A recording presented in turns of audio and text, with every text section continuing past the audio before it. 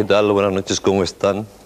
Empezamos un día más, una nueva edición de Los Límites de la Realidad, con unos temas que por lo menos el primero está absolutamente de moda después de una noticia que se ha publicado pues, hace unos pocos días sobre el exorcismo que practicó el Papa Juan Pablo II y que al parecer han dado testimonio de él ya el párroco de la chica poseída, de una joven italiana poseída.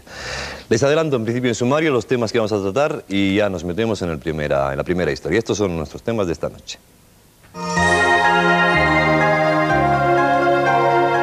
Todo empezó con este inocente oso de peluche, un juguete que de la noche a la mañana se convirtió en un enviado diabólico para una niña de 7 años. Al final, fue su padre quien sucumbió a una terrible posesión demoníaca.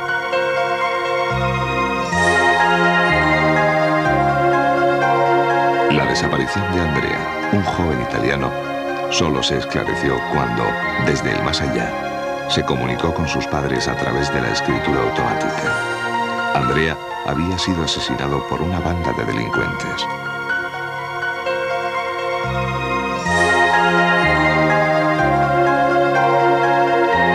Hace más de un milenio, el sarcófago de una pequeña aldea de los Pirineos franceses permanece envuelto en el misterio. De su interior brotan cientos de litros de agua milagrosa sin que nadie pueda explicar su procedencia.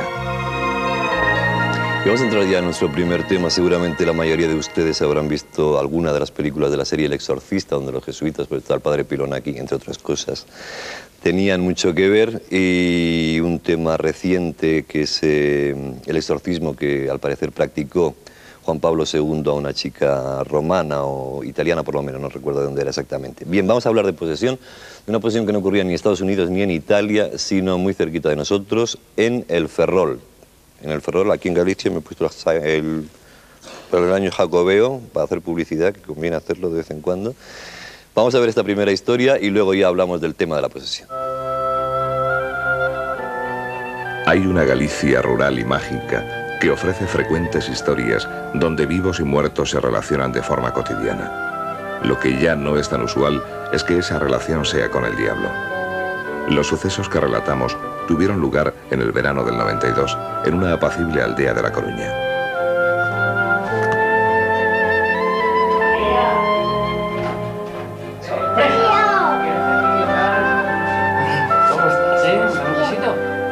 Carlos e Inés viven en las afueras de El Ferrol desde que se casaron hace 8 años. Son padres de una niña de 7 y de un niño de 5.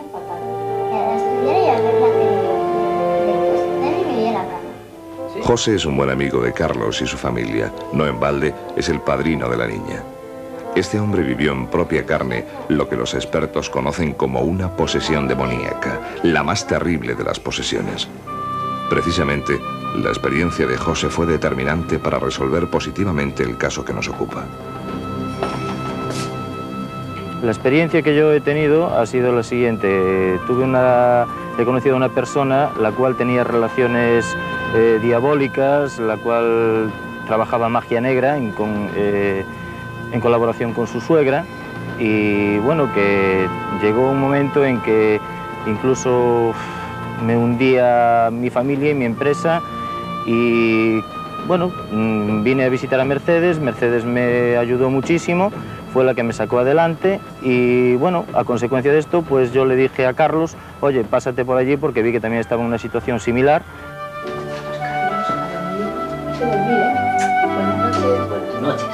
Los hijos de Carlos e Inés comparten dormitorio. Esta escena se repetía en el hogar todas las noches. Pero ese verano trae la intranquilidad a la familia. Inés, la niña, se siente inquieta, no duerme bien y tiene visiones incomprensibles a su alrededor.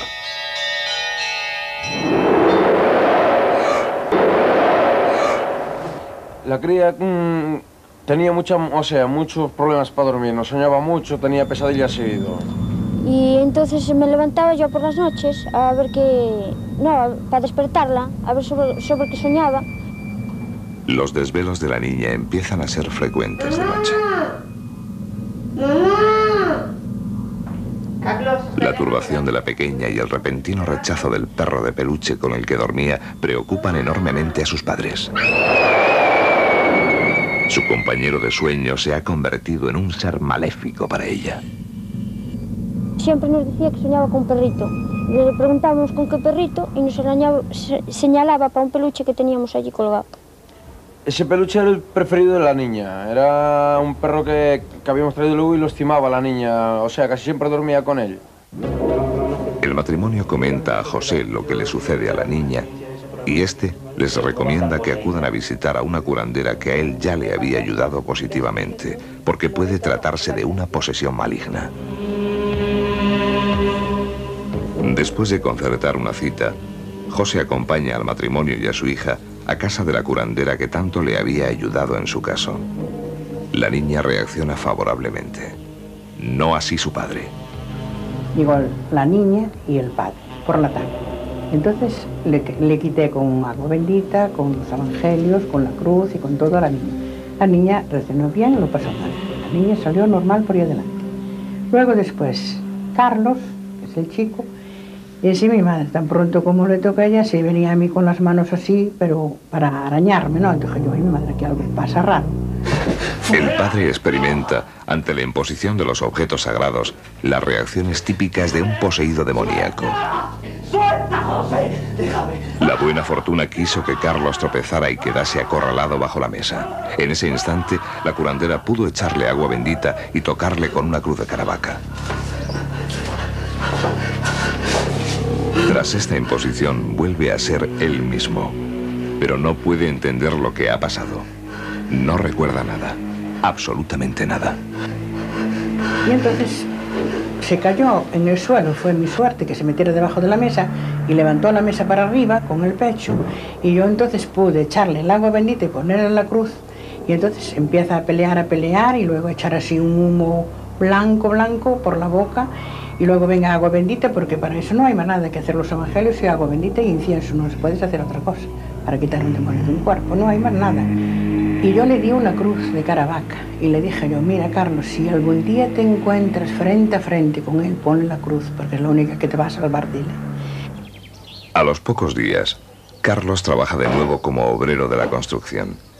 Parecía que la maldición o el diablo le habían abandonado. Repentinamente tuvo una aparición. Algo que Carlos define como el diablo le dice que va a acabar con él. Estaba trabajando y en esto se me apareció una luz que parecía que era el diablo. Y en esto de la luz salió y me dijo que me iba a destruir, que iba a acabar conmigo.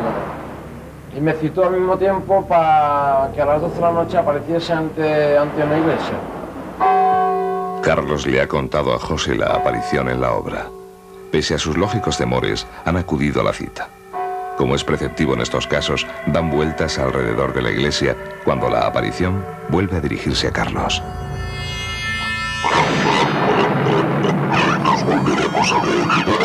Llegamos a la iglesia, ¿no? Dimos un par de vueltas ahí alrededor de la iglesia y al llegar aproximadamente a las 12 de la noche se nos apareció una luz y en el medio la cara como si fuese el demonio y me dijo, nos volveremos a ver. En este momento lo cogí del brazo y le dije, vámonos, con un miedo terrorífico y que no sabíamos ni qué hacer. Parece que el mensaje de la aparición se está cumpliendo. Al volver a casa desde la iglesia, Carlos y José observan que sale humo de la habitación de los niños. ¿Qué es eso? ¡Sale de la niña! Y en esto se vio el humo desde el pasillo. Y al ver el humo en el pasillo les dije yo, y luego ¿qué pasa en la habitación de la niña? Hay mucho humo. Y en eso se dirigieron a la habitación, mi marido y más José. El fuego se había originado bajo la cama de la pequeña. Cuando intentan controlar las llamas, la puerta de la habitación se cierra estrepitosamente. Han quedado atrapados en un infierno. Carlos se acuerda repentinamente de la cruz de Caravaca que le dio la curandera y la muestra ante la puerta. Esta se abre como por encantamiento y, curiosamente, al incorporarse la niña, cesó el fuego. Una vez que entramos en la habitación, aquí José y yo vimos que estaba ardiendo la cama de la niña, todo alrededor, y la cría estaba en el medio. Entonces yo intenté tirar por la cría y no daba salida. En ese momento de repente se cerró la puerta, intenté abrirla con todas mis fuerzas y la puerta que no se abría. Entonces Carlos se acordó de lo que le había dicho Mercedes, de que tenía que coger el crucifijo y agarrarse a él sin soltarlo, y en ese momento pues sí, efectivamente lo hizo, cogió el crucifijo y se abrió la puerta rápidamente y pudimos salir de la habitación. Y en esto, milagrosamente, se apagó el fuego.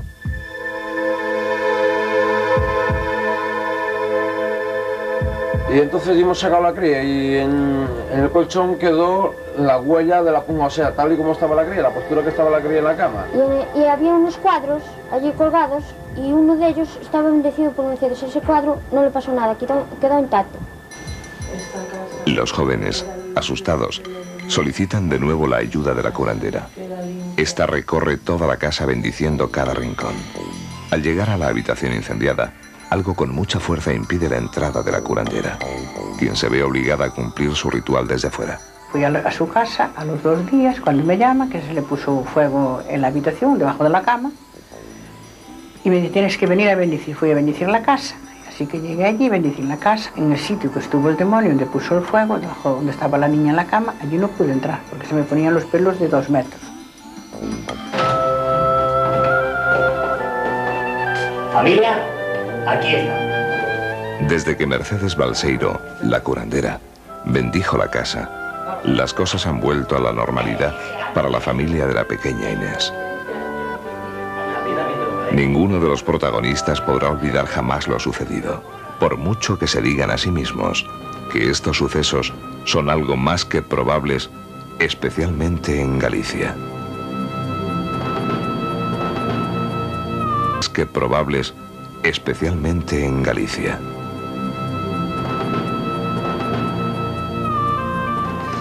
Pues esta es la historia. Seguramente a todos ustedes, como al público, pues a unos se lo podrán creer, otros no, pero realmente, ¿qué razón podía tener Carlos, ¿no? Un obrero de la construcción, para inventarse algo así? Es decir, yo descarto siempre la historia del invento y supongo que ahí funcionarán, o por una parte la fe y por la otra las propias fuerzas interiores de cada uno. De eso vamos a discutir a la vuelta de la publicidad. En unos momentos hablaremos con nuestros invitados. Aquí estamos otra vez. Roberto Moscovich es investigador, periodista, experto en brujería. ¿Llevas cuántas ediciones de tu congreso? 12 con este año. 12. Este año haces. 12, sí. José María Pilón, al que he hecho referencia al principio hablando de los jesuitas, que es una especie de el padre, pero no solamente el padre porque es cura, sino el padre de la parapsicología, es el cura de la parapsicología por excelencia. Y también está con nosotros Luis Antonio Sánchez, que es psicólogo y que investiga en el ámbito de la psicología transpersonal y está interesado en los temas paranormales, de la relación de la psicología y los temas paranormales y parapsicobiofísicas, como dice Argumosa. Bien, Pilón, empecemos desde el punto de vista religioso. Esto es decir, porque es el único punto de vista para hablar de posesión o no. No hay difícilmente un agnóstico puede hablar de posesiones si no cree, ¿no? ¿Esto sería un caso de posesión del Ferrol o no? Bueno, con lo que hemos visto en el reportaje no se puede hablar, no se puede dar una opinión exacta. Yo, mi postura frente al mundo de la posesión, que parece que se ha puesto de moda estos días con ese presunto exorcismo hecho por el Papa. Hombre, pues, presunto, y han dado fe ya hasta el párroco de la con las noticias que ha publicado la prensa o las revistas, yo no veo que hicieran un exorcismo ahí. Oró sobre la niña y le dijo que celebraría la Eucaristía. Un exorcismo es una acción concreta, ¿o no? No, eso es un rito. Es un rito. Es todo un rito. Es más, ahora se está elaborando, todavía no se ha publicado, una pastoral nueva de exorcismo en la Iglesia Católica de acuerdo con las modificaciones del Vaticano II, porque el rito antiguo pues prácticamente ya no se utiliza. O sea que la postura mía es que yo acepto el que es posible la posesión diabólica. Rarísima. Y yo realmente no conozco ningún caso. De los muchos que han venido a mí, es más, una de las grandes autoridades en el mundo de la demonología de los últimos tiempos, el padre José de Tonquédec, que fue durante muchos años exorcista de la Archidiócesis de París, era jesuita, era psiquiatra, y al mismo tiempo jesuita, y él dijo que de los cientos de casos a los que él tuvo que asistir como presuntos casos de posesión, él dice que solamente de 2 o 3 a lo mejor dudaría en afirmar que puede ser una posesión. Dudaría, ni siquiera lo afirmaría. La mayor parte son... Lo que hemos visto, el caso del Ferrol, ¿para ti qué sería, padre? Bueno, pues puede ser una psicopatía, un caso de cualquiera, ¿sabe? Yo no sabría que hacer un diagnóstico psiquiátrico conociendo más en detalle, como digo, el caso, porque con los... La relación del padre y de la hija y todo eso. A mí, Roberto, tú que vives el ambiente... A mí primero me extraña el tema de la sanadora, de la curandera, de la meiga. No sé exactamente qué es lo que es esta mujer, supongo que tú la conocerás, ¿no?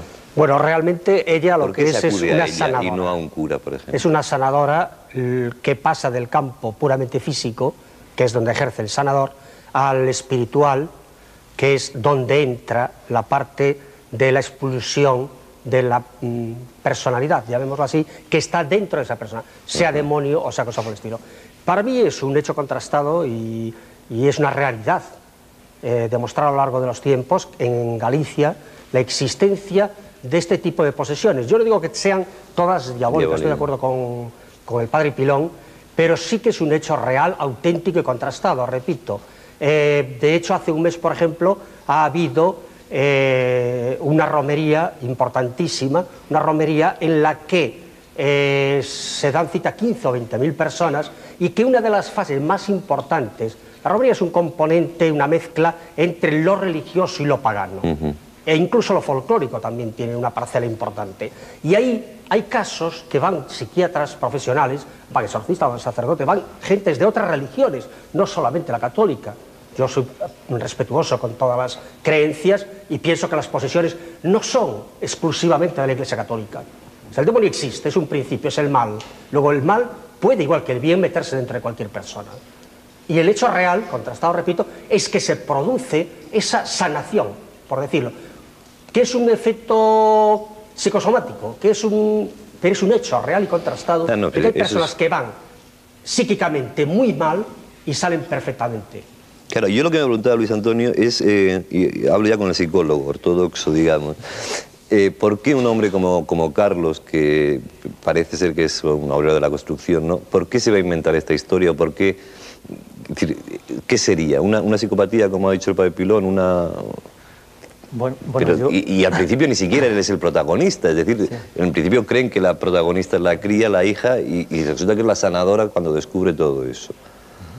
Yo ese caso no lo conozco a fondo, pues no lo he estudiado, digo lo que el padre Pilón, pero sí tengo que decir que la psicología ahora mismo se mueve en unos parámetros diferentes, al menos la psicología de vanguardia, ¿no? Que sería la psicología transpersonal, y en la psicología transpersonal ya sabemos que hay otros niveles de realidad diferentes, es decir, que no solamente existe el psiquismo de la persona, sino que existen otras fuerzas, energías psíquicas, etcétera, etcétera, que están ahí. Entonces, yo diría que la mayor parte de los casos que parecen posesiones, efectivamente habrá que mirar primero, ¿no? Desde el punto de vista psicológico, a ver si hay una psicopatología. Pero sí es cierto que algunas veces no hay psicopatología. Casos mínimos, digamos, muy pocos casos, pero hay casos en los cuales efectivamente se puede hablar de una posesión. Para mí la posesión tendría como dos facetas. Sería una posesión proveniente de una entidad negativa, desencarnada, o una posesión de una persona maligna, por así llamarlo, ¿no? Una persona negativa que con magia, brujería, magia negra está... Es decir, que la posesión es un poco lo que yo he dicho antes, no sería cierto. La posesión no tendría por qué darse en el mundo cristiano o judeo-cristiano, te podría dar en cualquier ámbito. En cualquier cultura, de hecho, por ejemplo, en culturas de Oriente es algo muy común, en cualquier cultura, y de hecho es un reto, es un desafío para la cultura occidental. Pero, ¿y qué es una posesión? Eso es lo que yo no entiendo. ¿Y por qué de repente un pobre señor se ve víctima de un demonio? Y es que son cosas muy complicadas de creer, Pilón, reconozco. Eso es porque hoy por hoy tiene respuesta. Habría que preguntarle a esas entidades, supuestamente entidades... ¿Para ti qué son? Pues es cuando una entidad de tipo trascendente, de tipo, pues sí, vamos a llamarle espiritual, pues de alguna manera se posesiona, valga la redundancia, de la personalidad y actúa por medio de los miembros, de las manos, de la boca, de la voz, etc., actúa por medio de todo el componente psicosomático de aquella persona poseída. Yo estoy completamente de acuerdo contigo en que es posible, es más, yo creo que son mucho más frecuentes casos de posesión, no diabólica, que es a lo que yo refería al principio, sino posesión de entidades de ese mundo transpersonal, de esa otra realidad en la que estamos inmersos, provenientes de otros niveles, en que puede ser el caso en que eso sí, os he oído algún caso en que tiene que intervenir, y eso sí es cierto. Y cuando se enfrenta uno a un poseído, ¿qué es lo que hace, Roberto? Tú que estudias el tema de la brujería, no hablo de los curas, que más o menos sabemos cómo actúa, que es un rito, como decía el padre Pilón, pero la señora esta creo que decía, hablaba de incienso, evangelios y la cruz, ¿no? Que eran los tres, y el agua bendita, Bueno, eso es partiendo de una acepción puramente cristiana, porque no todas las religiones tradicional de Galicia, existen, me imagino, claro. también. Esa es la parte del rito. En todas estas cuestiones, la parte ritual tiene muchísima trascendencia, tiene quizás más que la parte puramente física e incluso que la parte psíquica. Si no se adorna, entre comillas, con todos los respetos para los que lo hacen, de una cierta parafernalia, también con el mismo respeto, el efecto no es el mismo. Por eso decía yo antes... Pero entonces hay algo de efecto placebo también en todo eso, ¿no? ¿Habría una especie de efecto placebo en el que reciben el poseído? Bueno, evidentemente que sí que existe, porque él está ya predispuesto a esa situación. A ese rito y todo eso te crea una tensión. Sí, el rito y mito, claro. Y una parte de componente importantísima también de aspectos religiosos. Claro. En el caso que yo decía antes, hay que tener en cuenta que se barajan y se entremezclan se superponen diversas culturas, diversas creencias religiosas, no necesariamente paganas, celtas, suevas, en fin, muy mezcladas, que han ido perviviendo a lo largo de los siglos a pesar de todo. Y confundiéndose, me imagino, con la propia religión. Y todo eso forma un componente que evidentemente entra en el individuo. Para mí una posesión es una especie de entrada no permitida por parte del sujeto que la sufre. Es decir, algo, un ente, una potencia, evidentemente, del tipo que sea, que es capaz de introducirse en lo más íntimo y manipular. En definitiva, que la pregunta del millón sería ¿qué es lo que entra? Pues eso es lo que todavía está por responder. Entidades, por llamarles de alguna manera, de ese que tú me digas esas cosas me mosquea mucho. Son energías, porque fuerzas... te voy a hacer luego la última pregunta para que me contestes con un sí o con un no nada más. ¿Tú mandarías a un sacerdote, a un paciente tuyo que viniera con ciertas características? Bueno, si yo lo viera conveniente... ¿O le darías tranquimacín y orfidal? No, yo no receto nada, no soy psiquiatra. No, que eres verdad, que eres psicólogo. Bueno, para empezar, pero desde luego en la psicología transpersonal ahora conocemos formas para trabajar eso. Es decir, trabajando con una serie de métodos se puede ayudar a la persona. Y bueno, si alguna vez tiene que intervenir un sacerdote, no veo por qué no. Pero que puede ser un sacerdote, puede ser cualquier otra persona. Tiene que ser una persona que conozca este campo de las entidades. Y en la que tenga fe el paciente, ¿no? Pero me imagino que es un poco hablando de la parafernalia que decía Roberto. No solamente la fe, yo creo que tiene mucho que ver la positividad que tenga esa persona. Es decir, digamos que sería una lucha entre fuerzas de la oscuridad y fuerzas de la luz. Entonces, si hay una persona que va con luz, su alma tiene luz, pues puede, digamos... Es que vengan a la tele, que aquí nos sobra, lo único que nos sobra son focos. Pilón, la última pregunta que te tenía que hacer y que no tiene nada que ver con esto. Bueno, sí tiene que ver con, no con este tema, pero con toda la serie de programas que llevamos haciendo. Con el nuevo catecismo en la mano, ¿tú sigues siendo católico o no? ¿O estás excomulgado? Hombre, el nuevo catecismo, como obra en conjunto, creo que es una obra soberbia. No, tú déjate de parafernalia. Ahora, ese aspecto, no seas jesuítico. No, esa parte del que habla de magia, etcétera, esa. Yo entiendo, no sé quién lo habrá redactado, que está redactado de una manera muy poco acertada. El párrafo ese, lo demás creo que es aceptable. Menos mal que mis jesuitas todavía siguen diciendo lo que piensan, a pesar de quien le pese. Muchas gracias a los tres por estar aquí con nosotros. Vamos a recordarles el apartado de correos, que no se los vamos a recordar porque no me lo he traído para variar, pero se los apuntaremos en un momento, no importa. Y les voy a dar paso ya, antes de la publicidad, a una historia también misteriosa. Esta es de un sarcófago, nada menos, que se llena de agua, no se sabe muy bien por qué, nunca se vacía, y no solamente se llena de agua, sino que es un agua milagrosa. Entra dentro de la tradición de esos cientos de fuentes de aguas milagrosas, de aguas que curan. y que, bueno, hay testimonios de que quien la ha bebido, por lo visto, pues se ha curado de sus males. Hablaremos de este sarcófago del agua milagrosa después de la publicidad. Hasta dentro de un momento.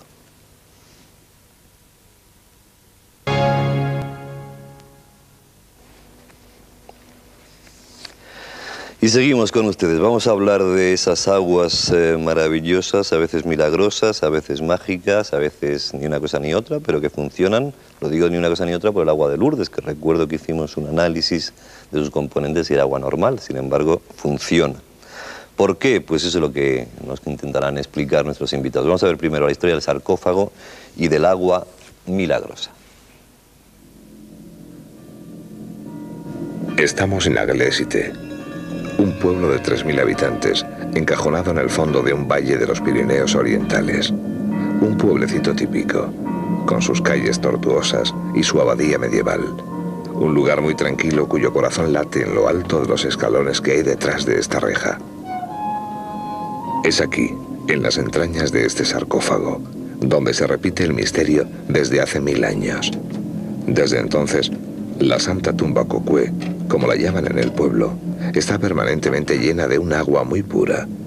Un agua sobre la que nadie ha podido explicar su procedencia. Un agua cristalina de la que se saca una media de 600 litros anuales para los fieles del pueblo y los peregrinos que lo visitan. En todas las casas de Arles hay agua de los santos, ya sean casas de creyentes o de no creyentes. Todo el mundo tiene agua de los santos. Bueno, es cierto que el agua del sarcófago se distribuye en las fiestas, pero durante el año también hay muchas personas que van a buscarla. El 30 de julio de cada año, la parroquia organiza una procesión para conmemorar la fiesta de los santos Abdón y Senén. Ese día llegan peregrinos de toda la región, de toda Francia e incluso de otros países para rendir homenaje a los santos patronos del pueblo. Después de la misa, el sacristán de la parroquia, don Agustín, distribuye algunos centilitros de agua de la Santa Tumba. Los peregrinos reciben esta ofrenda con fervor y entre oraciones, pero los arlesianos profesan una devoción muy particular al agua del sarcófago y sobre todo le atribuyen virtudes milagrosas.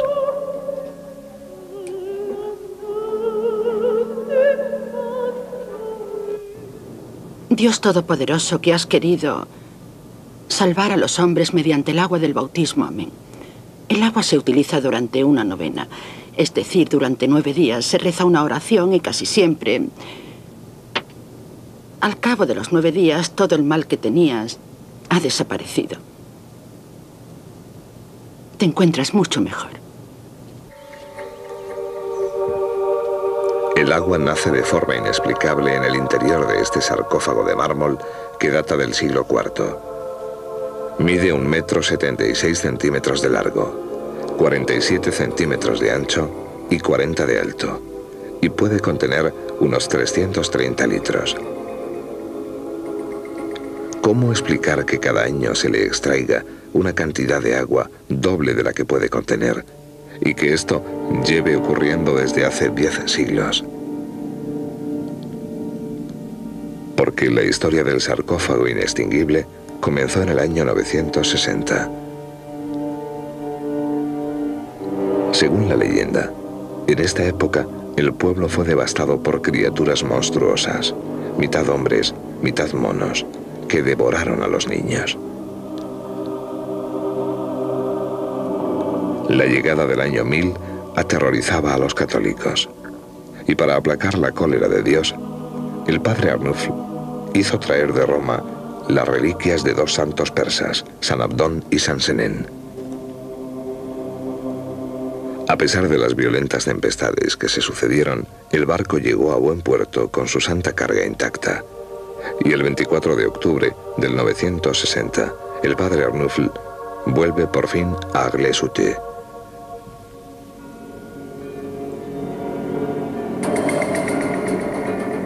Las santas reliquias fueron depositadas en el fondo de un sarcófago, al tiempo que el sacerdote derrama un poco de agua tomada de las catacumbas romanas. Unos años más tarde, los restos de los santos Abdón y Senén se transfirieron a sendos relicarios en el interior de la iglesia de la abadía.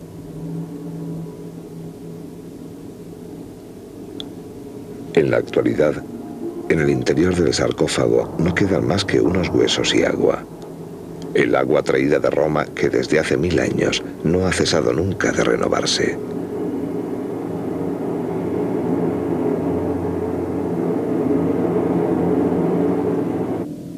Y sin embargo, de la tumba de Aglé mana agua desde la Edad Media.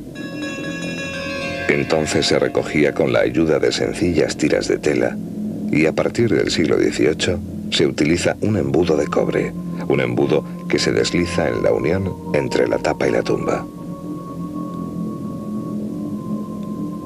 Así es como generaciones de arlesianos han recogido el agua maravillosa de la Santa Tumba.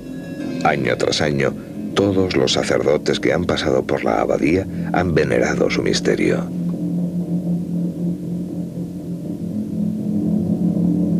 Desde hace siglos se han venido realizando numerosos estudios del sarcófago. Al principio se hacían para demostrar que no era una superchería. Claro que la ciencia de la época no estaba muy avanzada. El primer estudio del que tenemos conocimiento data de 1529. Aquel año, las tropas de Carlos V pasaron por Arles y durante su estancia, alrededor de unos 15 días, extrajeron agua del sarcófago en una cantidad 3 veces superior a su capacidad, según los textos conservados. En 1587, un inspector no apostólico vino para asegurarse de que aquello no era un truco. Hizo mover el sarcófago y lo hizo sacar y abrir, con lo que comprobó que no había ningún tipo de canal escondido en los soportes de piedra. También verificó que no hubiera ninguna grieta por la que el agua pudiera ascender desde el suelo. Su opinión era que si hubiera una fuente de agua bajo el sarcófago, el agua podría subir de un modo u otro. Pero este argumento se vino abajo en 1587. El misterio continúa y estamos seguros de una cosa. El agua no se trae de ninguna parte, ni se introduce clandestinamente. Esto significaría un engaño increíble de 1000 años. El agua existe. El sarcófago se ha abierto en numerosas ocasiones. La última fue en 1950. Se vació y limpió, y 8 días más tarde volvió a aparecer el agua. Sin embargo, los escépticos no han cedido nunca. Químicos y radiestesistas han tratado sin éxito de descubrir su secreto. Octubre. La Hulla Blanca decide aceptar el desafío. Se confía el estudio a un joven experto en hidrología que se traslada a Aglé para realizar sus experiencias in situ. Con el permiso del sacerdote del pueblo, el ingeniero instala sus instrumentos de medida junto al sarcófago: hidrómetro, termómetro y pluviómetro.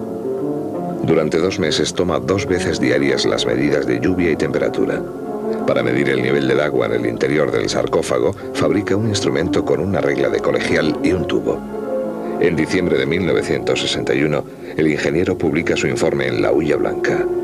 Cree haber encontrado la solución al misterio y confía los resultados de sus experiencias a uno de sus colegas. Desde Grenoble, el ingeniero pidió al maestro de Aglé que realizase una última experiencia. Su fin, demostrar que la tapa era permeable. Pero la experiencia no demuestra nada y la Santa Tumba sigue guardando su secreto. Yo envié agua del sarcófago, agua de lluvia y agua del pueblo a Londres. Y la respuesta categórica fue que el agua del sarcófago no tenía nada que ver con el agua de la lluvia. Así que el agua no se filtra. Para mí este agua es un signo de la voluntad de Dios. ¿Por qué Dios, que ha creado el mundo, que ha creado la materia, que ha creado la tierra, que ha creado el agua, no iba a darnos este agua sencillamente como signo de la vida que nos quiere ofrecer a todos nosotros? Es lo que pienso. Prudentemente, la Iglesia no ha querido tomar una postura oficial en lo referente al misterio de la Santa Tumba.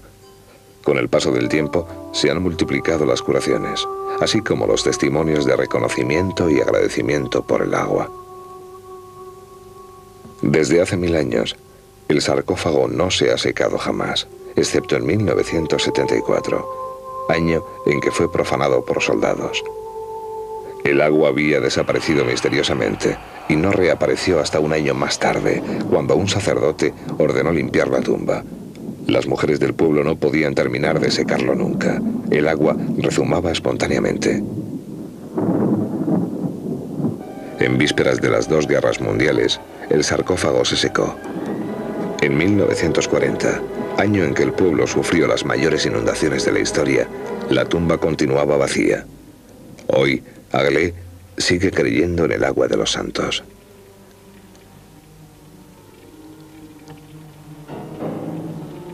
El misterio del sarcófago forma parte de la vida de sus habitantes. A nadie se le pasa por la imaginación negar el poder del agua.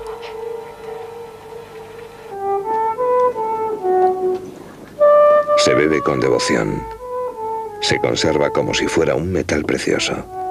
Y la consideran inalterable. En el pueblo apenas recuerdan el paso de los científicos, como no sea para recordar que ninguno pudo encontrar la solución.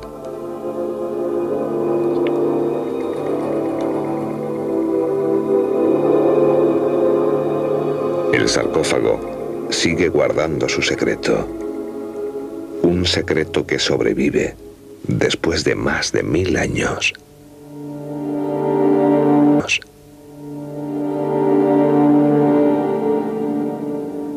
Pues una historia más que está en los límites de la realidad y que vamos a intentar, no sé si desentrañar o no, supongo que no, porque es muy complicado llegar a ninguna solución, con Miguel Aracil, escritor, compañero periodista, director de la revista Ritos, que has estado en el sarcófago más de una vez, en el sarcófago, ¿no? Al lado de... Fuera del sarcófago, porque estar dentro, aparte de mojarte, debe ser bastante desagradable. Y con Beatriz Carbonell, que es farmacéutica y que se dedica a viajar por el mundo viendo cómo se cura la gente sin pastillas, más o menos, investigando todo eso. Sí. Y el agua tiene propiedades, es uno de los elementos comunes en todas las civilizaciones, en todas las tribus.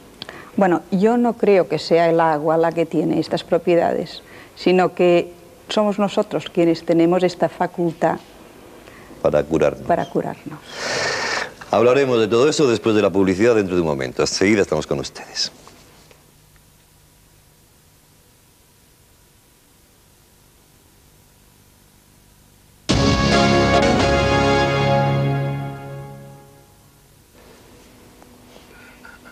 Empecemos con el testigo, Miguel.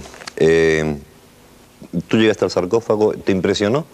Mira, hace muchos años que llegué para hacer un reportaje y me impresionó, primero porque iba totalmente escéptico. O sea, soy una persona bastante escéptica, además los fenómenos que tienen algo que ver con la religión, yo no soy católico, no me los creo demasiado, entrevisté a la gente, me documenté con la documentación que hay en francés, pregunté y leí el análisis que hicieron los de Grenoble y después lo que hidrografico los del Servicio Hidrográfico del Támesis, que creo que en el reportaje... Se refieren a él, sí. Y, curiosamente, vi que si los científicos no encontraban una solución verdadera, yo que no soy científico no podía negarlo, ¿no? Y he ido subiendo muchas veces, he visto algunas curaciones paralelas, muchas veces por la razón del placebo, pero verdaderamente es un lugar que me impresiona. Yo creo que a lo largo de estos programas hemos hablado del placebo, hemos pronunciado la palabra placebo unas 200 veces, porque al final siempre es la eterna lucha, ¿no? Es en la que tú defiendes una posición muy clara, Beatriz, y es el placebo. Vamos a definir el placebo desde el punto de vista médico o farmacéutico. ¿Qué es el placebo? Dilo exactamente. Pues un placebo es una forma medicamentosa que tiene fines terapéuticos y está hecha a base de nada. De nada. De nada. Es decir, tú me das... Yo reconozco que yo entro en las farmacias como en los supermercados, con un carrito preguntando lo que hay de oferta porque me lo creo todo. Y me encantan las pastillas. Entonces tú, si tuvieras una farmacia y fueras una desaprensiva, me venderías un montón de pastillas, yo me las tomaba y me dirían, bueno, estas me vienen muy bien para la jaqueca. Y resulta que no eran más que cal, por ejemplo. No, por ejemplo, fécula de patata, pues si son para la jaqueca te las pondría en unas cápsulas de color azul. Yo me tomaría fécula de patata y se me quitaría mis dolores de cabeza. Sin lugar a dudas, fundamentalmente, si yo te lo presentaba bien esto. si de alguna manera tú depositabas tu enfermedad en mis brazos. Ese es el secreto. Este es el secreto. Igual que en tus brazos se puede presentar o entregar la enfermedad en el agua del sarcófago. Por ¿O ejemplo, no? Esto es otra historia. Entonces, el cerebro lo podemos utilizar de muchas maneras. En el momento que nosotros tomamos un agua, si creemos que aquello nos tiene que sanar, aquel agua puede funcionar. Nosotros tenemos un mecanismo de liberación de endorfinas, de catecolaminas, que esto bien equilibrado incluso nos permite tener algo tan extraño como es la salud o la enfermedad. Y eso ocurre en todos los países, en todas las civilizaciones. En todos los países de la civilización. ¿Y hay una medicina ortodoxa y otra heterodoxa en tribus incluso más o menos pequeñas o no? ¿Hay un brujo oficial y alguien que...? Claro, siempre hay la persona más lista que se hace depositaria de este poder. Entonces la buena o mala utilización dependerá de la persona. Vamos al sarcófago. Allí la gente convive con el sarcófago de una forma natural. Todo el mundo dice que en el pueblo todo el mundo bebe el agua milagrosa. Los del pueblo viven, es algo más. O sea, llegas allí y verás que hay varias direcciones que ponen a la Santa Tombe, a la Santa Tumba, ¿no? Y curiosamente ya se está convirtiendo en una especie de peregrinación, que yo diría que acabará comercializándose. Claro, el día 15 de agosto del año pasado se vendían hasta pins allí, en el mismo claustro de Santa Abdón. Era el patrón, ¿no? San Abdón. Sí, San Abdón, exactamente. Nombre gracioso, San Abdón. Y curiosamente era interesante ver, yo antes he traído unas fotografías que nos han pasado, que en la cola que había para ver el agua, pese a que el día 15 de agosto se finiló, se acabó el agua, habían muchos negros que venían del Senegal. Un autocar del Senegal había llegado para ver el agua, para ver y probarla, que no la probaron siquiera, pero para verlo. O sea, eso para dar una idea de que es una creencia no solamente para católicos y cristianos, sino incluso para animistas. Que ¿Tú has bebido el agua? Yo he bebido el agua. ¿Y? Yo lo hice esperando que me saliera el pelo y no me salió. O sea que no creo yo en eso. Es que es un frívolo. Esas cosas, supongo que frívolamente no se puede, porque si el problema es la fe, claro, el problema es la fe. Y yo te pongo un caso. Mira, el día 15 de agosto a una persona de Andalucía, de Almería, le dieron, sufría una faringitis muy fuerte, le dieron a probar el agua, pero no la habían cogido porque ese mismo día el agua no quedaba agua, y le dieron a probar un agua cogido de la pila bautismal. ¿Pero hay restricciones en el sarcófago? Cuando se acaba, se acaba. Y hay que esperar 8 días para que se vuelva. Hay que esperar otro día que crezca. Pues esta persona se le dio un dedal de agua de esta, la tomó, que era de la pila bautismal, y a media hora aproximadamente esta señora, una señora de unos 60 años... porque era bendita también. Porque era bendita. Pues algo tenía el agua. Algo tenía de sagrado. Algo tiene el agua cuando la bendicen. Pero no hace falta irse hasta... ¿Dónde era esto? ¿Cómo se llama el pueblo? Arles-Uletec. Pues en eso. No hace falta irse hasta allí porque aquí en España tenemos censados como 100 sitios de aguas milagrosas o sanadoras. Yo recuerdo una en Madrid, muy vieja, en la Plaza de Cibeles, donde iba todo el mundo a beber hasta que un buen día pues en un letrero dijeron que era ¿cómo se dice? Insalubre, ¿no? Que no se podía beber porque por lo visto cogías unas diarreas horrorosas. Mira, ya está Jennifer por aquí. Y es cuando empecé a desconfiar de estas cosas, ¿no? Porque el agua de la salud, la fuente de la salud que la llamaban, y resulta que la declararon fuera de servicio porque era malísima, pues ya cogí una cierta... Pero tenemos un vídeo y tenemos a alguien que también era escéptica, que sigue siendo escéptica y se está sonriendo ahora, y que sin embargo pues probó un agua determinada y la verdad es que funcionó, por lo que tú dices o por lo que tú nos dices, pero funcionó. Vamos a ver primero el vídeo sobre el agua este que tenemos. Pues no sé, según la leyenda, aquí esto lo encontraron unos pastores que venían de Cervera, y uno era sordo y el otro era mudo. Y el mudo le dijo al sordo, oye, aquí hay agua. Y entonces, oye, ¿cómo me dices esto si no te oigo y tú estás mudo? Y esto, según la leyenda, es esto. Pero sí, de venir gente, viene mucha más gente. Viene incluso de muy lejos, viene gente a llevarse el agua. Y hay que se lleva 200 litros de agua. Bueno, yo estaba enfermo, que no podía trabajar, porque me dolía mucho la columna y los riñones. Entonces vine aquí, bebí agua de la Fuente de la Salud y me he calmado. Ha sido un milagro esto, sí. Milagro y con el agua. ¿Y Consuelo, tú bebiste de ese agua también? Sí. Y tú decías que no tenías ni fe y todavía sigues dudando. Sí, no lo tienes todavía muy claro. Sí. ¿Qué era lo que te pasaba a ti exactamente? Bueno, yo es que empecé ahora hará exactamente un año con dolores en las piernas y en la parte lumbar. Empecé a ir al médico con unos tratamientos, bien no me podían identificar bien lo que era. hasta que el 28 de agosto ya me quedé sin andar. El mismo médico de cabecera me tuvo que llevar a casa, porque yo no podía dar un paso. Me llevaron a urgencias, no sabían si era hernia discal o qué, y a partir de entonces ya esperé con una serie de pruebas, de analíticas, incluso sacarme el líquido de la médula, estar 10 días ingresada, pero esto en intervalo de 8 meses. Quiero decir que... ¿Y durante 8 meses no podías andar? No. Yo de la pierna izquierda me recupero un poco, pero de la derecha nada, era como una marioneta, yo no tenía para nada fuerza en la pierna. ¿Y quién te habló de la fuente esta? Bueno, pues casualmente yo no había oído nunca hablar, estamos cerca, pero nunca había oído hablar de aquel santuario, porque es más bien un santuario, ¿no? Entonces un día, de casualidad, que vino mi hermana a verme y me comentó que fuera allí, porque habían dicho que aquella agua es muy buena, que era la Virgen de la Salud. Entonces ella lo que me dijo, dice, Mana, ¿por qué no vas? No puedes perder nada. ¿Tú eres creyente? Sí. ¿Pero eres creyente, muy creyente, muy creyente? Creyente, soy cristiana. Punto. Quiero decir, No eres una beatona así entre no, nosotros. para nada, soy creyente y punto, no, nada más exagerado, nada. Entonces yo dije, bueno, vale, la palabra mía fue, no puedo perder nada. Claro. Por lo menos voy y lo veo. Quiero decir que no fui con el ánimo de decir, es que voy a ir allí porque me han dicho que es milagrosa, que... Ajá. No, para nada. Yo fui más bien... No fuiste esperando el milagro, sino más bien que no pasara bien nada. Como curiosidad. Quiero destacar esto porque quiero decir que no fui con el ánimo de que voy a ir allí y me voy a curar. ¿Y? ¿Llegaste? Llegamos, estuvimos allí, hice una visita normal, bebí agua porque me dijeron que era buena, para nada me dijeron que era milagrosa. Es decir, yo cogí como se puede coger de otra fuente que emana, ¿no? Que es agua natural. Esto fue durante 3 veces subí yo allí. En estas 3 veces yo continuaba bebiendo agua hasta que el 4.º día que estuvimos allí fue cuando ya me ocurrió esto realmente. ¿Y ahora ya crees que es el agua o todavía tienes...? No sé si fue el agua, no sé si fue dentro de... No lo sé, yo sé que me ocurrió aquello, 8 meses sin andar y en 2 segundos yo, sin darme cuenta, pude andar. Farmacéutica, ¿qué me dice usted a eso? No te muevas mucho que tienes a Jennifer, ya se ha ido. Estaba la mosquita y Consuelo, muchas gracias. Y me alegro que estés bien, da igual que sea con agua o con pastilla. ¿Eso qué es? ¿Autosugestión? Naturalmente. Pero si vas sin demasiada fe, ¿por qué le ocurre? ¿Por qué funciona? Yo creo, es decir, no creo que tenemos mucho más poder de lo que nos imaginamos. Entonces, hay misterios que yo no entiendo, ni aquí, ni en África, ni en ningún lugar del mundo.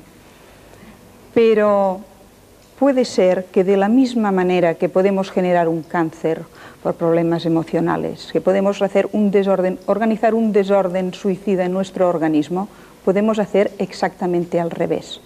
Ya digo que, por desgracia, estamos más acostumbrados a provocarnos daños que beneficios, pero, insisto, es totalmente mental.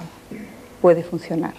Puede funcionar. Sí. Esa es mi teoría, que si uno dice, y bueno, ahora se habla de cánceres regresivos, que se han descubierto, cánceres que desaparecen, a lo mejor investigando sobre ese tema se llega a un momento en que uno, la ciencia ortodoxa llega a descubrir que uno puede también, bueno, echarse para atrás, y toda la cantidad de veces que se ha dicho que uno es que se ha empeñado en vivir, igual que todo lo contrario, es que se ha empeñado en morirse, ¿no? Y se termina muriendo uno. Bueno, ¿y hay afrodisíacos o no hay afrodisíacos?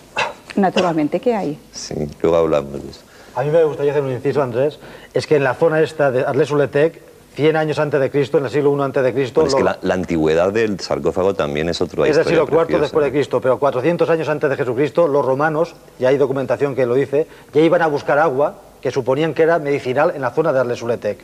E incluso a muy pocos kilómetros de allí está Amélie-les-Bains, y actualmente muchas de aquellas aguas se utilizan para fines terapéuticos. O sea, yo lo que sí que creo, pese a que soy escéptico en muchas cosas, lo que sí que creo que hay lugares donde se producen, por una serie de energías telúricas, se producen una serie de cargas para el agua o para lo que sea. Hombre, los balnearios, eso es evidente, hay aguas que están calcificadas o son bicarbonatadas y cosas de esas, ¿no? Hay una explicación entonces absolutamente analítica. Claro, claro, por eso te digo que en ese caso habría una explicación analítica.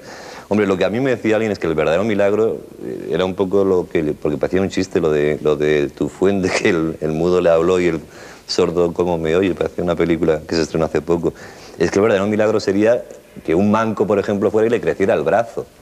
Eso sí que sería un milagro, pero que alguien que no pueda andar, anda, pues nunca se sabe por qué ha dejado de andar y por qué no ha dejado, pero cuando, ¿no? Bueno, pero yo te insisto, si una persona es capaz de crear una tumoración, que es un crecimiento, aunque sea interno, yo no sé si puede crecer un brazo si se lo propone.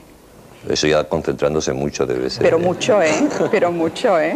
Bueno, muchas gracias a los dos. Vamos, ya tengo la chuleta con el apartado de correos, que queda tan propio, así les hago propaganda de Antena 3.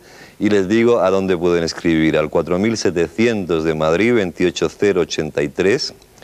Apartado de correos 4700 de Madrid, 28083 de código postal de ese. Y el teléfono, el 91 de prefijo y el 586-9997. 91 de prefijo, 586-9997. Vamos a recibir a nuestros próximos invitados, que son Miriam Riera, que estuvo con nosotros ya en un programa hablando de la evidencia heredada, que no hablamos de la heredada, pero de la evidencia. Hablamos de la evidencia. Bien, Rosa Jané, que es nueva parapsicóloga, bienvenida, y Rafael González, que es presidente y fundador de la Federación Espírita Española. ¿Qué es la Federación Espírita? ¿Eso qué es? ¿De espíritus? De los espiritistas. Claro. Pero ustedes no son muy misteriosos y que no se Al contrario, nosotros tenemos un mensaje público abierto, pero como estamos acostumbrados a llevar la verdad a todas partes y esta no se quiere conocer, entonces parece que sigue estableciéndose aquel tabú que tuvimos durante 40 años de que no era por culpa de ustedes, precisamente. No, mayormente. A lo mejor sí era. Bueno, el problema de Rafael es que dice que con media hora no tiene suficiente para contarnos todo lo que nos tiene que contar. Y ya le hemos dicho que tendremos unos 10 minutos y eso será después de la publicidad, porque primero vamos a ganarnos el pan. Unos 10 minutos y eso será después de la publicidad, porque primero vamos a ganarnos el pan. Con la historia de Andrea y luego lo haremos con nuestros invitados.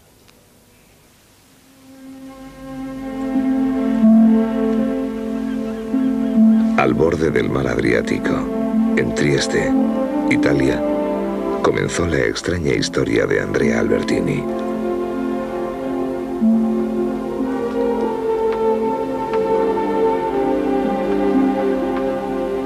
Hoy, su padre está solo. Es Lino Sardos Albertini. Piensa en el extraño destino de su hijo Andrea. Hace 11 años, en junio de 1981, Andrea se fue para no regresar jamás, dejando a su familia sumida en un profundo desconsuelo.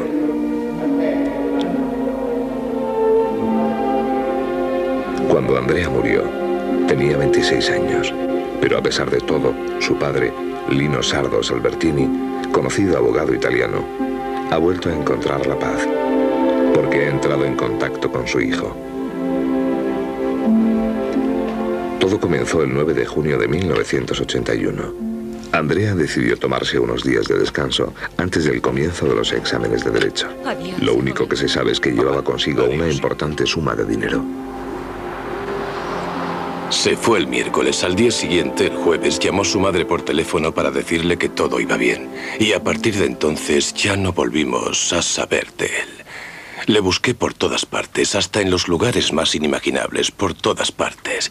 Estudié en profundidad todas y cada una de las hipótesis posibles, pero no tardé en comprender que si no había vuelto era porque le había sucedido algo trágico.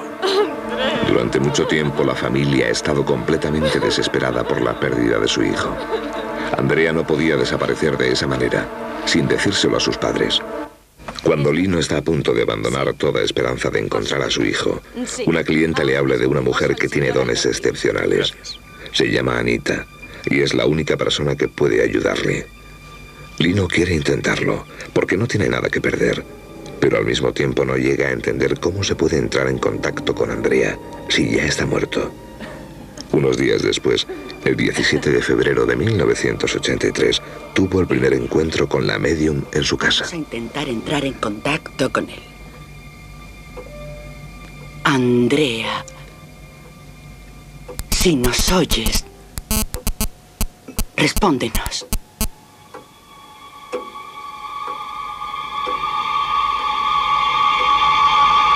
Lino estaba estupefacto. Anita se puso a escribir como si alguien le estuviera dictando un mensaje.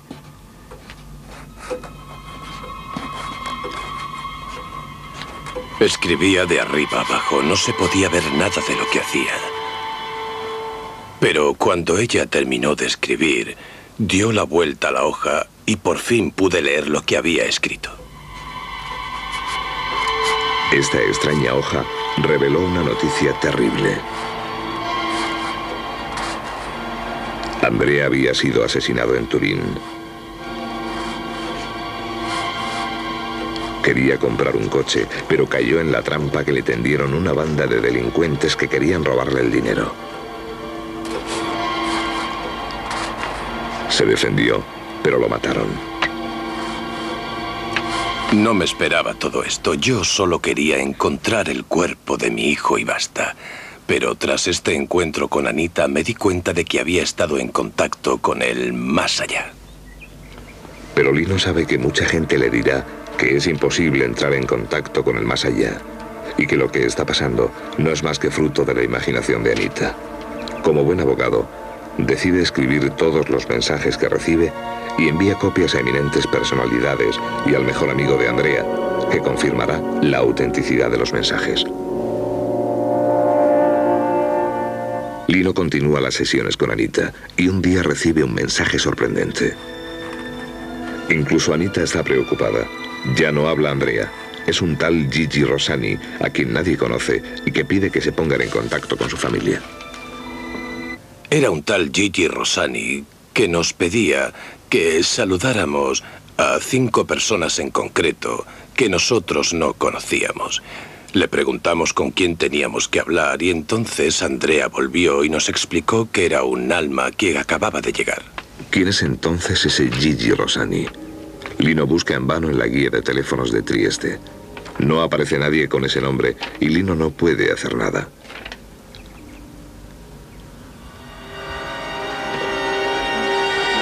Al día siguiente, cuando lee el periódico, lo comprende todo. Hablan de un tal Luigi Rossani Rozank, llamado Gigi, que ha muerto el día anterior y enviado un mensaje a Anita.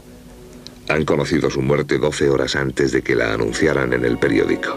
Una noche se produjo un extraño fenómeno. Cuando leía el periódico, la madre de Andrea vio aparecer unas extrañas manchas rojas.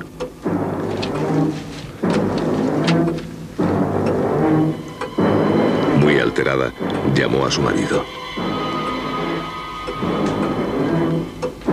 Lino. Las manchas daban la impresión de hacerse cada vez más grandes y sin embargo no dejaban ninguna huella en los dedos. Ven, mira. Sin poder creerlo, Lino comprobó que su mujer no se había hecho ninguna herida. Aquí está, míralo. La mancha de sangre era inexplicable. ¿Será que se está volviendo a manifestar Andrea?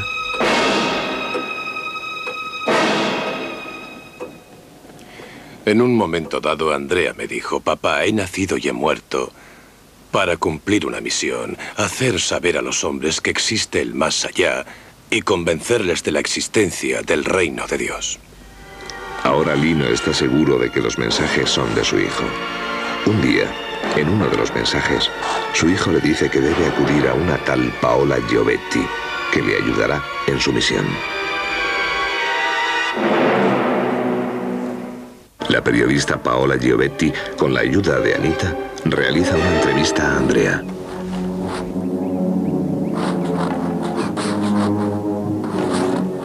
Lo que Andrea dijo a través de la medium era lo que me había contado mucha gente que había estado cerca de la muerte. Es una dimensión hecha de amor y de luz. Y casi todos ven un túnel que tienen que atravesar para alcanzar esa luz que hay al final del túnel. Una luz cálida y brillante, pero a la que se puede mirar sin cansarse. ¿Será el más allá, tal y como lo describe Andrea? ¿Luminoso y sereno? Su padre está seguro de que sí, porque cree en los mensajes de su hijo. Sabe que Andrea ha sido bendecido por la gracia de Dios, porque después de una sordera incurable, sufrida a la edad de 6 años, el niño curó milagrosamente tras un peregrinaje a Lourdes. Sus padres están totalmente convencidos de que su hijo ha sido elegido por el Señor.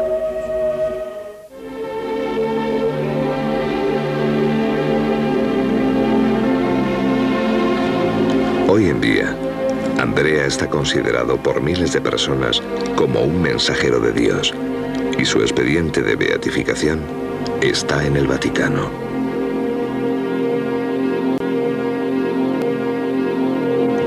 Pues yo creo que soy periodista, soy bastante más escéptico y no sé, tengo un programa parecido. Yo nunca he hecho una entrevista a un muerto, la verdad. ¿Sería posible, Rafael? Es posible, no es la única que se ha hecho en el mundo, se hace constantemente. Hay seres del más allá que vienen a ilustrar, a traernos noticias de que continúan viviendo exactamente igual que vivían aquí en la Tierra. Y esto es una alegría para los padres, para los seres que quedan aquí en la Tierra. Y bueno, este es el mensaje, Andrés. La espiritualidad está constantemente tratando de iluminar a los que vivimos en este lado de la vida hacia que existe una vida más allá de la muerte. Pero no una vida como no se nos explica, de una manera angulosa, de una manera difusa, sino una vida palpable.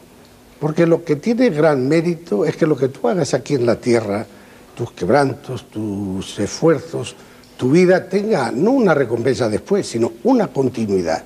Entonces el espiritismo nos habla de que nosotros vivimos después de la muerte, pero seguimos viviendo de una manera individualizada, personalizada, conservamos los mismos caracteres, todo exactamente ¿Todos los que igual. se mueren viven así? Exactamente todo. ¿No son almas que están pagando No, eso de las pasando almas, un ¿qué tiempo? son las almas? No lo Yo sé. me hubiera gustado preguntar al padre Pilón, bueno, ahora, ¿qué es eso de las almas? A ver si el padre Pilón se nos ha ido sin echarnos una homilía y nos la va a echar usted ahora. No, mira, no, voy a esclarecer un poco. Vamos a hablar del espiritismo. Hay algo, Miriam, que sucede en este caso, que es un poco la escritura automática, es decir, los mensajes del chaval llegan a través de la escritura automática. ¿Es habitual eso o no? Se dan muchos casos de este tema y precisamente he vivido uno de ellos en mi propia carne, ¿no? Entonces, aparte del mío, yo conozco de otros casos como este, no es una cosa rara. Sencillamente se dan, la persona que se va y quiere conectar con los que estamos aquí, que nos quieren decir cosas y a través de la escritura automática se puede hacer, y por cierto muy bien. Hemos hablado de la escritura automática en algún programa, pero a mí me despertaba la curiosidad cómo mantenía la pluma, la medium, ¿no? La tenía así como vertical. Sí, se puede hacer de muchas maneras. En mi caso lo que yo hacía es coger el bolígrafo sencillamente y esperar a que la mano, se me dormía el brazo, y esperar a que la mano escribiera. Entonces, y cuando entráis en esa situación, ¿sentís algo especial o seguís siendo vosotros o vosotras? No, hay algo especial, hay una comunicación con el más allá. Hay algo especial, son momentos que casi no se pueden explicar, ¿no? Porque es una conexión. Eso hablando de los medios. ¿Los espiritistas sentís algo raro o es una reunión? No, eso es un hecho consumado. Mira, nosotros ¿Pero vosotros lo hacéis de uno en uno o se hace...? La imagen que tenemos de los espiritistas, de ponerse los dedos y tal, ¿eso es así? Es una imagen que en cierto modo es cierta porque todavía se conserva esa modalidad en los trabajos mediúnicos. Entonces todo esto que ocurre en la psicografía, que es el arte de comunicarse los espíritus a través de la psicografía, es algo que existe y a través de ella se han dictado muchos libros, muchas enseñanzas que están ahí al alcance de cualquiera. ¿Que vienen de quién? De la parte de los espíritus. ¿Y quiénes son ellos? Pues son las almas de mi padre, de mi madre, de mi abuelo, del otro, del otro. ¿Pero por qué se interesa por los espíritus? Es lo que yo no termino de entender. Yo tengo muchos problemas ya en la vida, que decir, los muertos están, ¿no? No. ¿Por qué hay que ponerse en contacto con el más allá? Bueno, generalmente es una equivocación. Nadie se debería poner en contacto con el más allá. Dejar a criterio de ellos el que viniesen aquí a traernos noticias. Pero claro, para eso hay que tener conocimiento de que la vida continúa. Entonces, si él se ha marchado para allá, es como si un hijo mío se me va a América. Me mandará cartas, en este caso, a través de la psicografía, me mandará cartas, pruebas de que lo está pasando bien, etcétera, etcétera. Lo que no puede ser es que ellos se queden merodeando en el lugar donde han vivido, ¿no? Incidiendo sobre los familiares, angustiándoles, acongojándoles. ¿Por qué? Y el familiar de aquí a llorar, a rezar misas, a encender velas, todas aquellas cosas, que eso en su tiempo estaba bien. Pero es que nosotros estamos caminando para el siglo XXI. Estamos entrando en la época de la mentalización. Quiere decir que nosotros tenemos que obligatoriamente aprender a convivir con desarrollar nuestro cerebro para apreciar mejor las cosas y convivir entre los dos planos. Miriam, ¿qué gente va a ponerse en contacto con otros seres? ¿Y por qué? Bueno, normalmente van personas que han perdido a un ser querido. En el caso, pues me vienen diciendo... ¿Pero porque queda algo pendiente entre ellos o simplemente por el hecho de conocer, de saber dónde están o cómo están? De momento les invade como el sentimiento de que la persona se va, ¿no? Y te queda el vacío, ¿no? El vacío. Entonces quieren saber qué ha pasado, o sea, dónde están. Quieren conectar con ellos de alguna manera y quieren saber. Yo estoy de acuerdo con él en el aspecto de que no se tiene que molestar a las personas que están más allá. Sencillamente, si ellos quieren decir algo, te lo dicen. Entonces se comunican y más que nada es que el tema es querer decirnos que hay más cosas, que aquí no se acaba todo. Se han presentado, por ejemplo, grandes pintores que han hablado a gente de aquí, o sea, que les han dicho... yo te ayudaré a pintar, yo te ayudaré a hacer música, por ejemplo. Pero ellos lo que quieren es decirnos que hay otra vida más allá, que no se acaba todo aquí. Pero, ¿y por qué cuando decía Rafael que merodean? Que eso es lo que a mí me, sí, bueno, merodean, me mosquea. ¿Por qué hay espíritus que merodean y espíritus que no merodean? Ellos mismos son las almas de aquellos que han desencarnado, que han muerto, sin tener conocimiento de que existía la vida trascendente. Entonces, ellos, en el mismo día que mueren, en el mismo momento, continúan hablando a sus familiares, ven el cuerpo en un cajón, ellos dicen, no, pero si yo estoy vivo, estoy hablando. Y luego para ellos surge de que el problema de que no les escuchan los familiares, no les responden, entonces eso causa un trauma en ellos grande, que entra el sufrimiento, entra todo el desquiciamiento, ellos zarandean a los familiares, les atosigan, les levantan dolor de cabeza. ¿Y la solución para eso para cuál que es? les escuchen. Es que aquí también hay otro tema. A ver.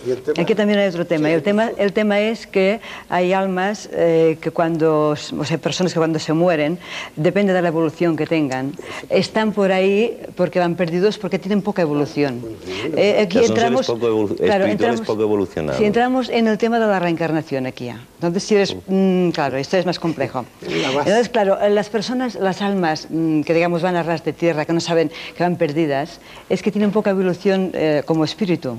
Entonces se quedan aquí y van pero es que en el mundo que vivimos estaríamos todos llenos de espíritu, claro, para encontrar un personaje así evolucionado. Claro, pero no todas se manifiestan siempre, o sea, no todas se manifiestan. Hay quien se manifiesta y hay quien no.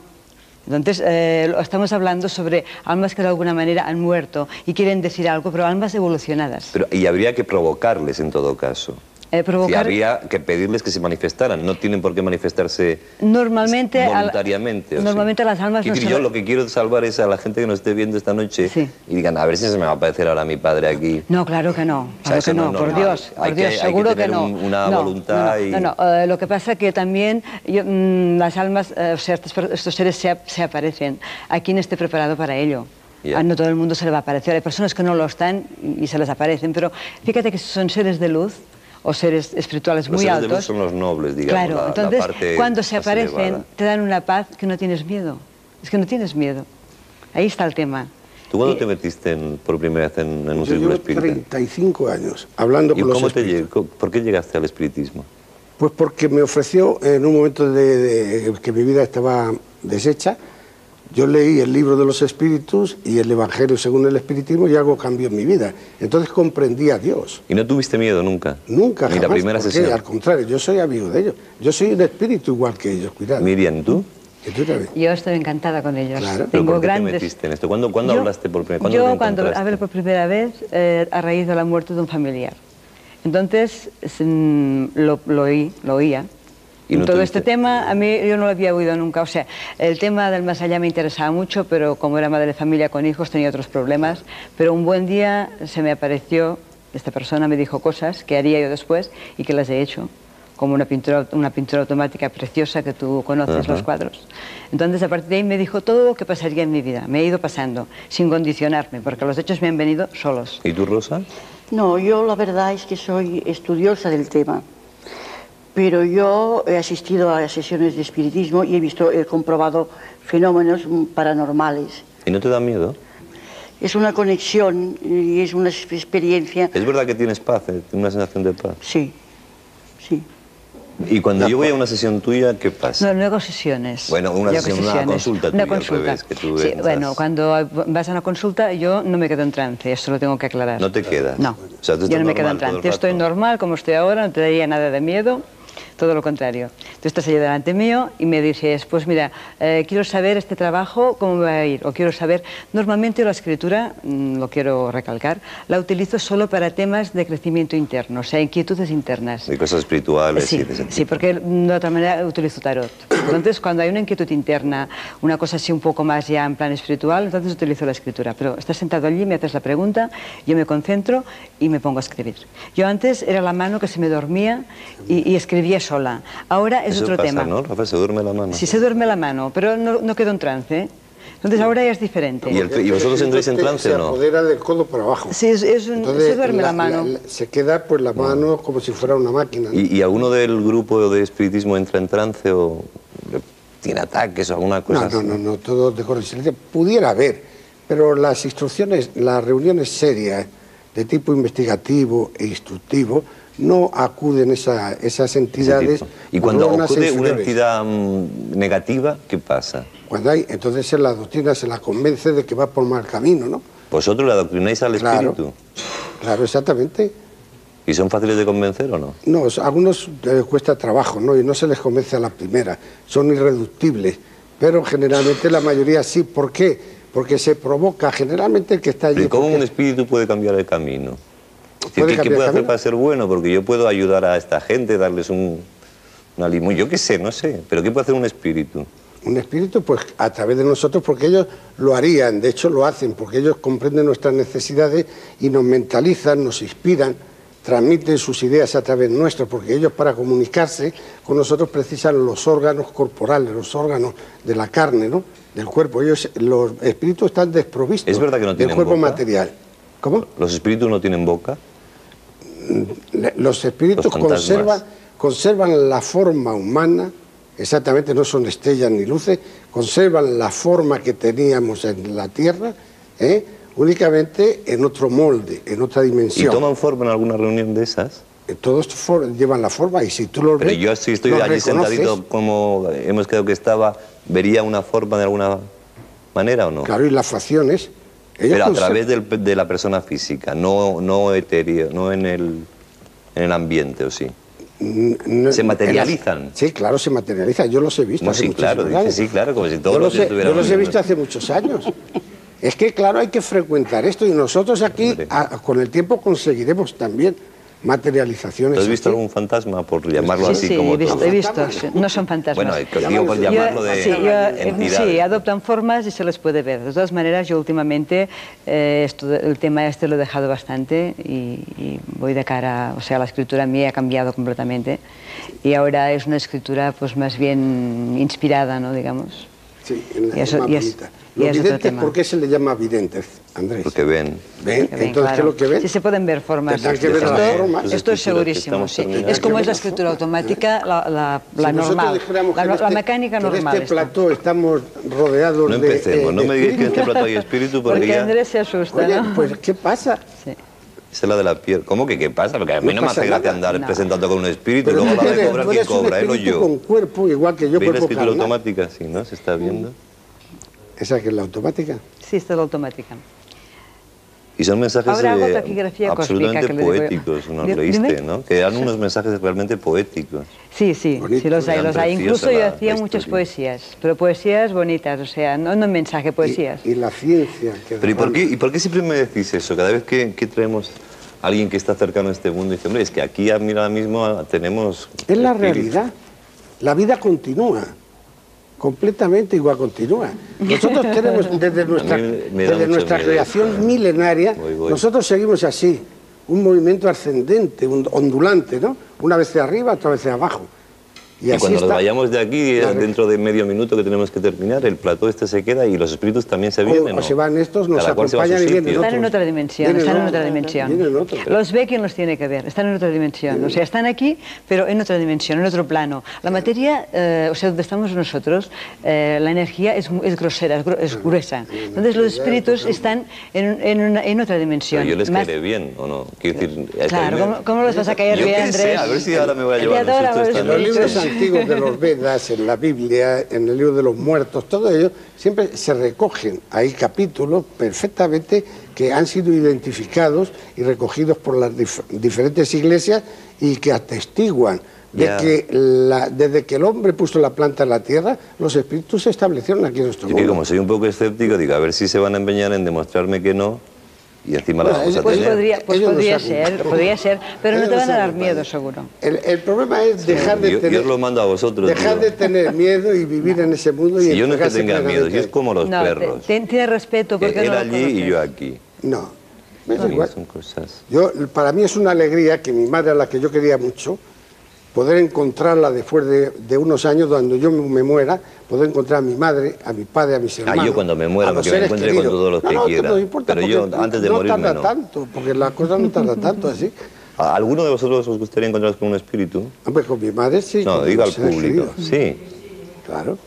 ¿A todos? Es muy bonito, Andrés, encontrarse con un espíritu. Pero es bueno, muy bonito. será muy bonito una vez que ya las conocí y se ha presentado. Pero... Sí, pero no da miedo, no da miedo. Da una cosa bonita.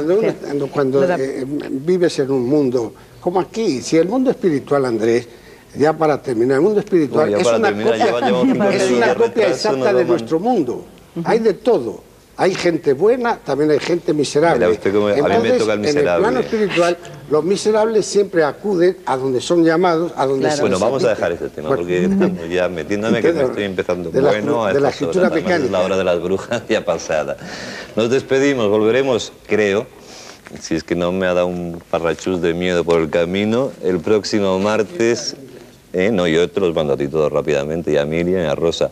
El próximo martes, con lo que les prometimos, confío que nos dé tiempo a preparar ese programa de toda la gente que ha llamado para que nos cuenten un poco su historia. Aquí habrá una mezcla de mucha gente, de un poco de todo lo que ha ido desfilando en plan, digamos, profesional, entre comillas, pero de gente, bueno, pues oyentes puros y duros, que son los que van a protagonizar nuestra historia del próximo martes. Hasta entonces, que sean ustedes moderadamente felices. Y si se encuentran un espíritu, a Miriam, a Rosa y a mi amigo.